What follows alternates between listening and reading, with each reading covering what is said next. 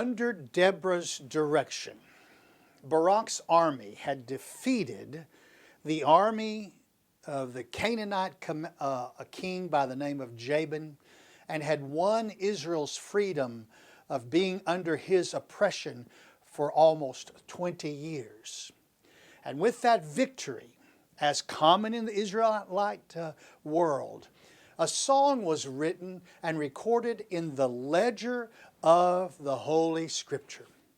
Such songs were not uncommon. If you will remember, back whenever they went through the Red Sea, Moses wrote a song and delivered it to the people after they came out of that crossing where Pharaoh's army was defeated and his horse and his riders were thrown into the sea.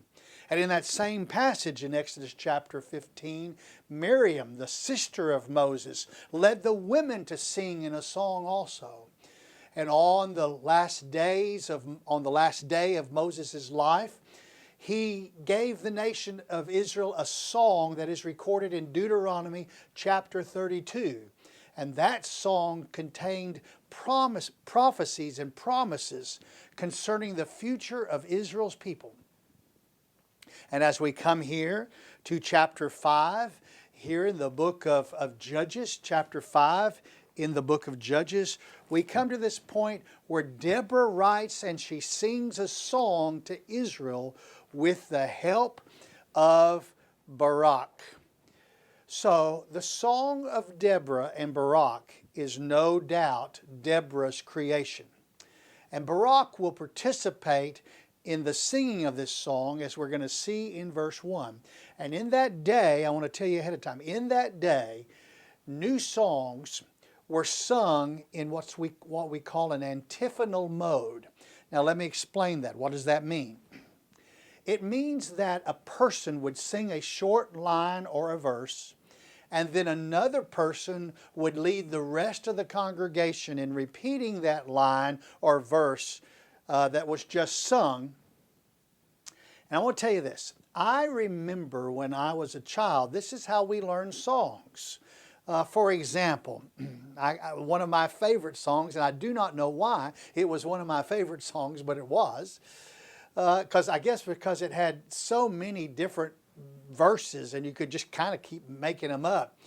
When we learned it the first time, in fact, every time you sang it, it was sung like this. The leader would sing, "Old Hiram's Goat," and then we would all repeat the words with the exact same melody, and we'd sing, "Old Hiram's Goat," and the leader would sing, "Is a feeling fine," and we'd say, "Is a feeling fine," and we'd go on with the song. That's antiphonal. One sings one part, people repeat it in this antiphonal mode. This same method would be used here in Deborah's song as she taught it to the nation, because it was done with Deborah and it was done with Barak. Now, the words are not repeated here in the song, so it's not exactly that way, but that's the way the melody would and the words would have been learned by the people. So the text begins with the explanation of Deborah's song. The explanation of Deborah's song. This explanation was not part of the song. Rather, it is the writer's introduction to the song, and it begins here in chapter 5, verse 1. Then Deborah and Barak, the son of Abinoam, sang on that day, saying. The creative intellect and divine leadership of Deborah will soon be evident in her part in this song. And according to this verse, the following song was written. It was delivered to the people, and we believe it was delivered on the same day as the defeat of Commander Sisera and King Jabin on the day of the victory. So, now we come next to the prelude of Deborah's song, and it is part of Deborah's song. It's not just written by the writer to introduce it, this introduction, but here is the prelude to the song, and it introduces the reason for the song. The prelude of the song gives us the reason for the song here in verse 2. That the leaders led in Israel, that the people volunteered, bless the Lord. The reason for the song is found here in these words. The leaders led and the people volunteered. Now, while these two statements seem very simple and seem very innocent, I'm telling you they are not. Because these two statements are actually statements of both congratulations and also condemnation of leaders and people in Israel, because for more than 20 years they were in rebellion against the Lord, and finally leaders had come to the point to be in obedience to the Lord's command and to be obedient to Him. And what took so long? They would not have been under this oppression of King Jabin had they not been in disobedience to the Lord. So this reason for the song is that now leaders have led and people have volunteered. They have risen up. Deborah's statement also is this praise that I'm talking about here for those currently in the leadership and the willingness of these people to follow the leaders. It is amazing how such statements can seem so simple and seem so innocent, and yet they can be both a condemnation and a praise at the same time. And you'll understand that as we go on through this, when we get on through into this song. But both seem to always be the case. Statements like this are praises and they're also condemnations. So when praise is given to one group or to another, it is usually done because of personal unhappiness with the previous state of things. We say, I like what you did, I thank you for what you did, because we're unhappy with something that's been done a different way. Nevertheless, under Deborah's strong leadership, even facing the threat of death for rebelling against King Jabin, the people mustered the strength to volunteer, to put their lives on the line for the freedom of Israel, to be free and to be a sovereign nation. Therefore, the strong leaders and people of Israel showed themselves to be strong after more than 20 years of weakness. The prelude ends with, "Bless the Lord." Now I want you to know this. Other English versions actually, I believe, use a better wording, and they say, "Praise ye the Lord," or they say, "Praise ye Jehovah." Remember, the word Lord in our English translations, in most of the English translations, is an English way of saying Jehovah. Okay. Bless the Lord, praise ye the Lord, praise ye Jehovah. All three are correct. Now, the word bless and the word praise are almost interchangeable though, but they're not quite. And so we have a little problem here. The word bless in the Scripture means, here's the meaning, the bestowing of some temporal gift. You're giving something. When you bless something, you're giving a temporal gift to something. Now, the word praise means something different. It means to give admiration or gratitude for something that's been received. So one is a giving of a temporal gift. The other is a thank you or whatever for something is received. Both words have to do with something that's been received, but one is an action and one is an attitude. So both are about the gift. One is an action, one is an attitude. Which is the correct word that we should use? Perhaps both are correct. But it is possible that with Deborah, her words here were to convey an action and an attitude. In other words, not only thanking for the temporal gift, but giving an admiration and a gratitude for that gift that is towards the Lord. And so we let that action and that attitude be united without any possibility of separation. In other words, that Hebrew word that we can't decide if we're going to translate it as bless or as bless or as praise, is a united word that has both the action and the attitude, and it's directed towards the Lord. It's not directed towards us, and it's directed from Deborah towards the Lord. So after the prelude of Deborah's song, we come to the audience of Deborah's song. The audience of Deborah's song, and it is in verse number 3. Hear, O kings, give ear, O rulers, to the Lord. I will sing praise to the Lord, the God of Israel. This song was to be sung by the nation of Israel, but the audience was all the kings and all the rulers that surrounded the nation of Israel. Deborah wants the surrounding rulers to learn from the mistakes of King Jabin and not think that Israel can be oppressed again.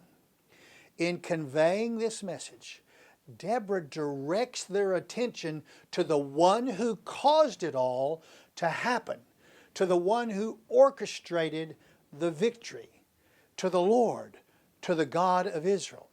How would she do this? She would do it by singing. She would make a melody with her voice. She would let her voice ring with praise to the Lord for what He had done for Israel, and all the kings of the surrounding nations would hear it and be afraid. Because this song would be sung for Israel by Israel over the next years. And they would be free if all went well. Well, the praise of Deborah's song comes next. And it is directed to the Lord, and she confirms that by turning the surrounding rulers' attention to, get this, the power of the Lord as displayed in previous days with the nation of Israel. Verse number 4.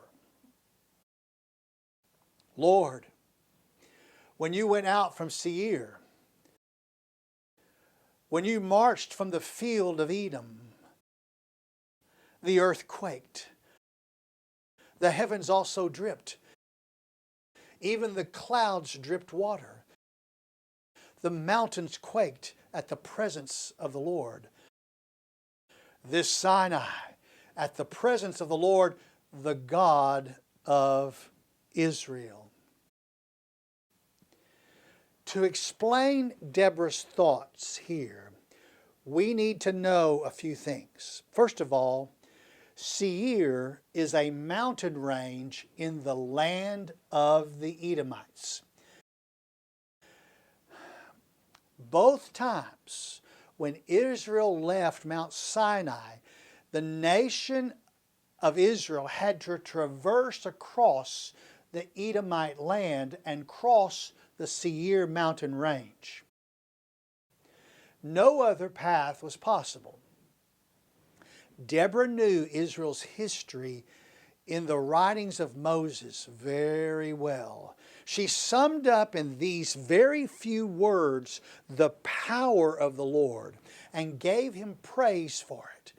Israel's ability to successfully march through Edom's land was in large part due to the testimony of the people, get this, of the Gentile nations about the Lord's mighty protection of Israel. In other words, the fear of the nation of Israel was because of the reputation of the nation of Israel, because of the reputation of the Lord of Israel, and all the Gentile nations around heard it and feared. And that's what Deborah's doing with this song when she starts off to the rulers and everyone of these surrounding nations. If you remember, from our study of the crossing of the Red Sea, the news of Pharaoh's losses quickly spread to all the surrounding nations and struck fear in the hearts of those nations so that they would not come against Israel positioned there at Mount Sinai. Who would want to go up against a nation protected by such a powerful God? Consider the ability of these masses of nations, these masses of the nation of Israel, under Moses' leadership, to survive those months in the Edomite land, all bunched up together in one massive camp. Edom is not a well-watered land. It's a dry, it's a parched land with little water that's available. By the time of Moses, the Jordan River no longer flowed through the land. The creation of the Dead Sea at the time of the destruction of Sodom and Gomorrah stopped the river.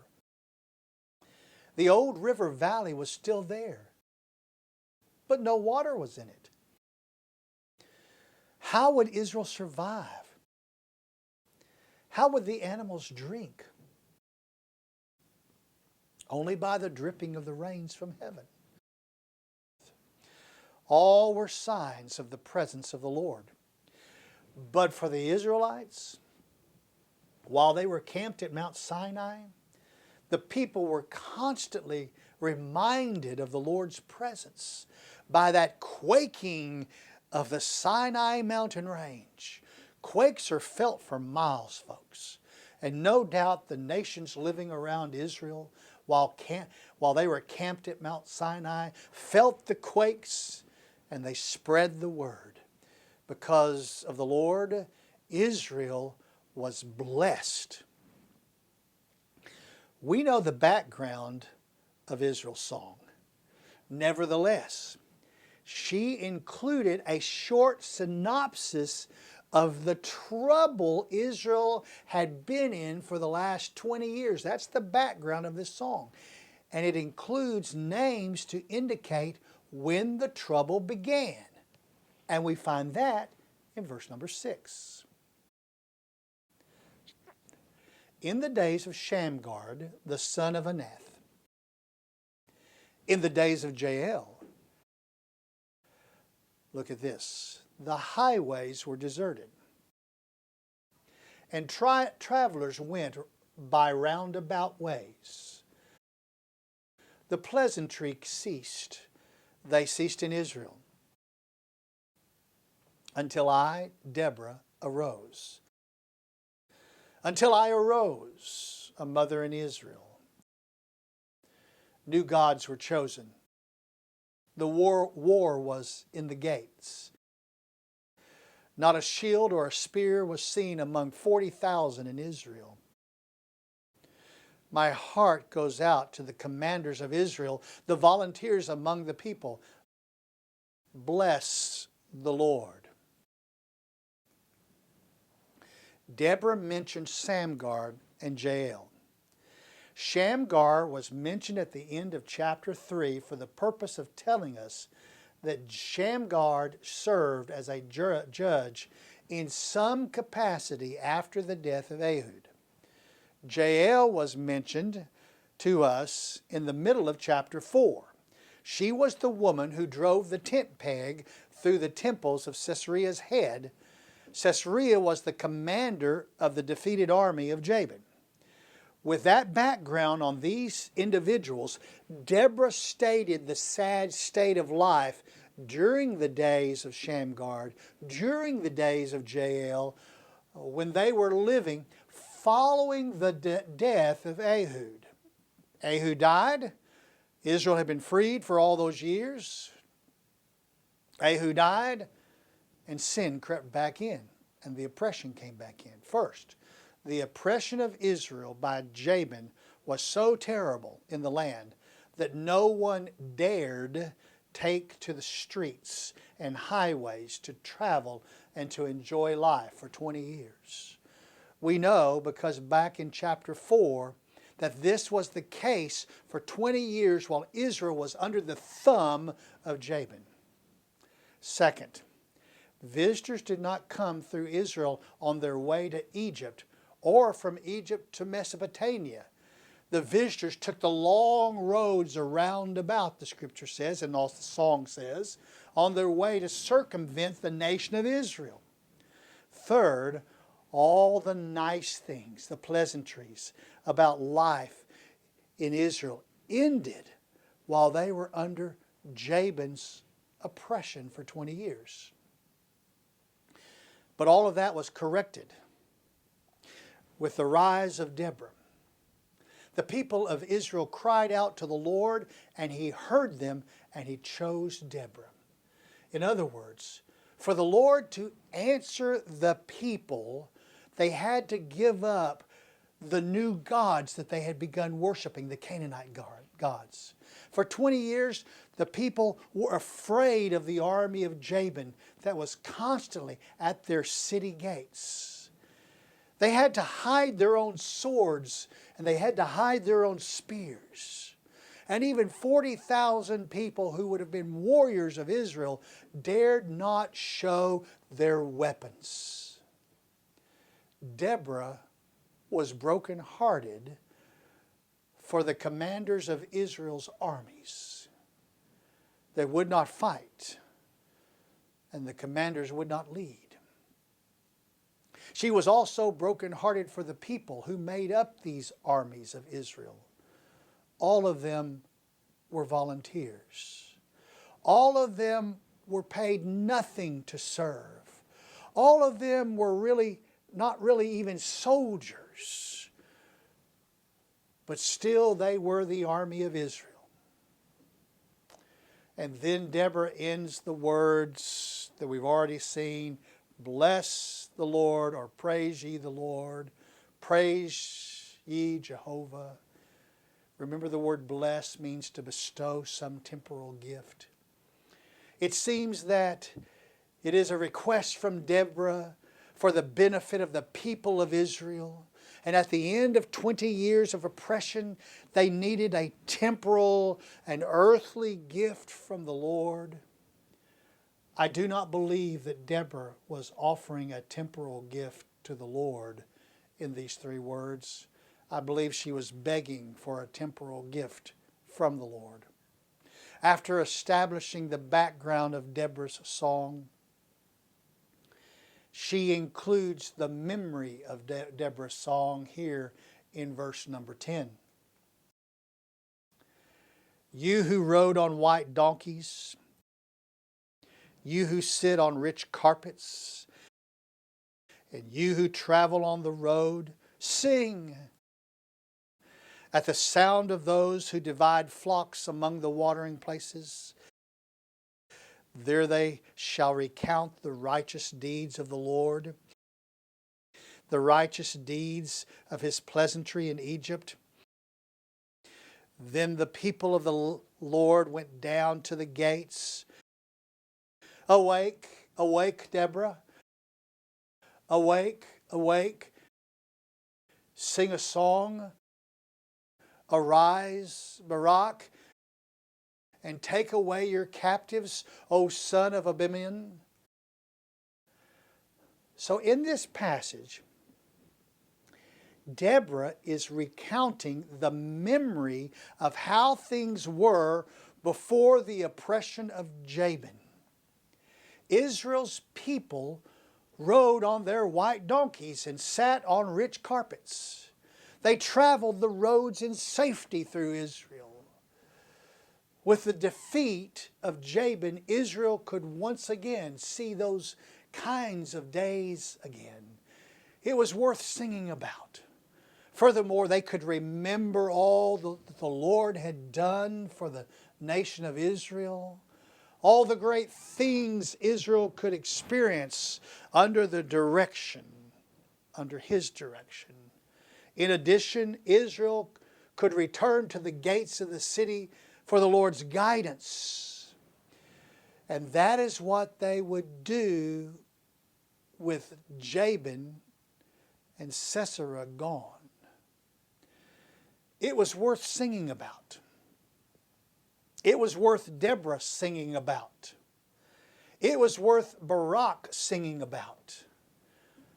But more than that, under the direction of Deborah, Barak had freed the Israelites from their oppression.